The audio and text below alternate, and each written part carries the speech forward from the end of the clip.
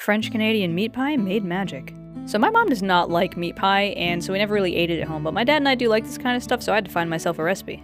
You can find the whole recipe free on my blog, or for $5 a month you can join my Patreon, where you can get print and e-revision recipe cards for your collections. But now the thing about French Canadian meat pie is that when you bite into it, you can absolutely taste that French Canadian flavor profile, especially if you add a little maple syrup at the end to sweeten it up. And in my mind, that means that it really is a good recipe for either patching up relationships or just continuing to strengthen them. So chop up those onions, get your salt and pepper in there, and saute them until they're brown. Then add a little garlic, fry until fragrant, and preheat that oven to 425 degrees. Usually with these kind of things you use half pork, half beef, but I just use all beef because it's more convenient for me to get. But nonetheless, get 2 pounds of beef in there and break it up. But as I was saying, that sage, thyme, and clove you put in here is going to be perfect for love and protection and healing and wisdom and purification.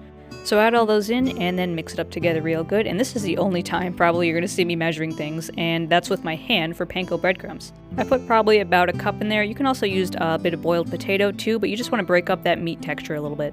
But now all these things, if you've had an argument with a loved one, or if you just generally want to strengthen your relationships, all the same, it can really help you just kind of patch things up or further tie things together. So mix in some vegetables of your choice, add a little water, and then cover while you deal with your pie crust. You could make pie crust from scratch, of course, but if you're like me and you just don't have the time, store-bought's perfectly fine. I like to pre-bake the pie crust a little bit, but every time I end up baking the pie crust, it does kind of fall down the sides. I don't know if anyone has any tips to make it not do that, but never works for me.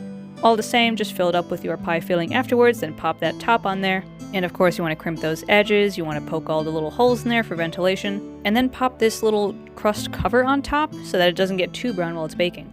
Bake for 20 minutes with the cover, and if you got leftover filling, no worries, just pop it in the Tupperware for either some leftovers or the next meal. But then take that cover off, let it bake another 15-20 minutes, and then there you go. It's going to be bubbling hot, so definitely leave it to cool for about 10 minutes before you cut into it. After that though, you're pretty much all set, and all you gotta do is add a little drizzle of maple syrup. And now you've got a delicious piece of pie.